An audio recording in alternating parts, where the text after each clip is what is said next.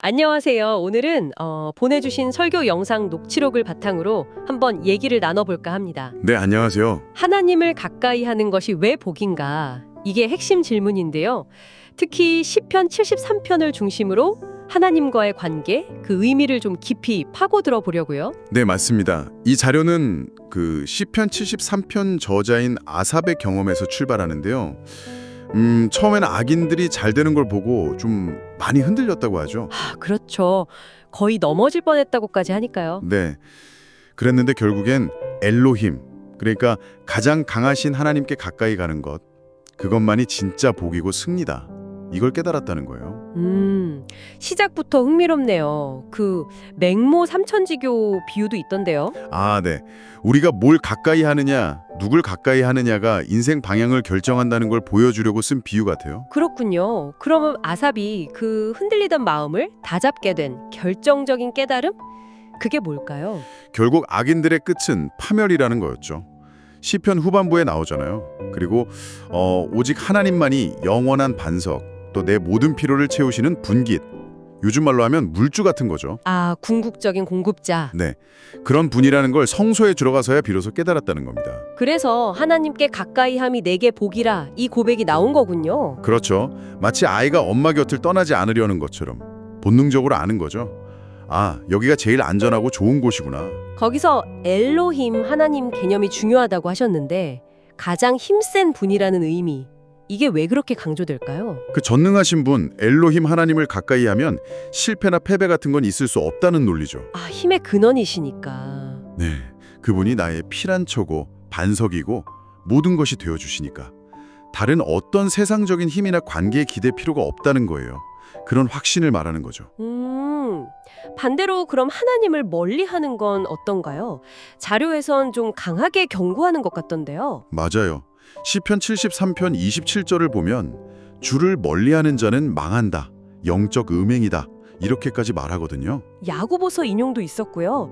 세상과 친구가 되면 하나님과 원수가 된다는? 네, 그래서 자료에서는 친명이니 친윤이니 하는 그런 정치적인 세력 같은 것에 기대려는 모습들을 예시로 들면서요. 아, 그런 세상적인 힘에 의지하는 것. 그렇죠.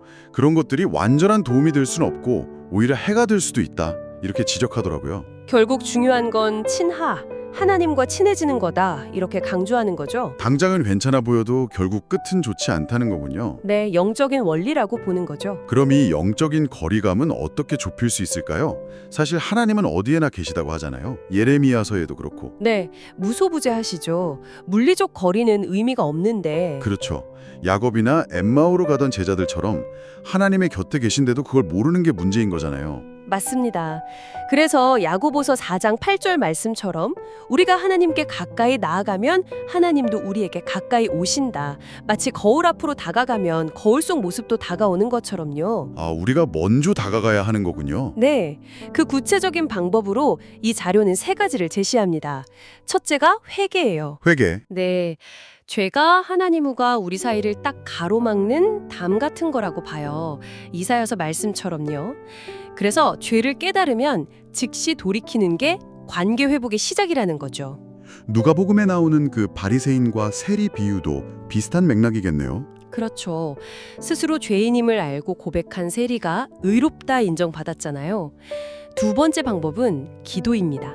기도, 하나님과의 대화. 네, 가장 직접적인 소통 방법이죠. 시편 145편에도 진실하게 간구하는 자에게 가까이 하신다고 약속하셨고요. 언제 어디서든 할 수 있는 가장 실제적인 방법이죠. 그렇네요. 마지막 세 번째는 좀 의외였어요. 고난이라고 하셨죠. 네, 이게 좀 역설적인데요. 고난이 어떻게 하나님께 더 가까이 가게 하죠? 보통은 패하고 싶은 건데. 이 자료의 통찰인데 우리가 평안할 때보다 힘들고 어려울 때 하나님을 더 찾게 되잖아요. 그렇죠. 더 매달리게 되죠. 바로 그때 하나님께 의지하는 그 순간에 하나님께서 더 가까이 다가오셔서 그 임재를 더 깊이 경험하게 된다는 거예요. 어떻게 보면 고난이 우리를 하나님께로 밀어붙이는 역할을 한다는 거죠. 와, 정말 역설적이면서도 일리가 있네요. 네. 결국 이 모든 게 선택의 문제로 연결되는 것 같아요. 세상이냐, 하나님이냐. 맞습니다. 자료에 나온 그 몽골 여인 이야기가 참 인상 깊었어요.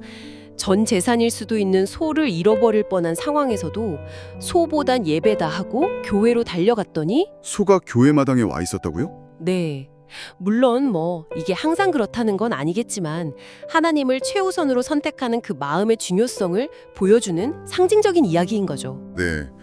오늘 쭉 들어보니 결국 아삽의 고백처럼 세상의 어떤 유혹이나 이익보다도 의식적으로 하나님과의 그 친밀함을 선택하고 또 그걸 지키려고 애쓰는 것.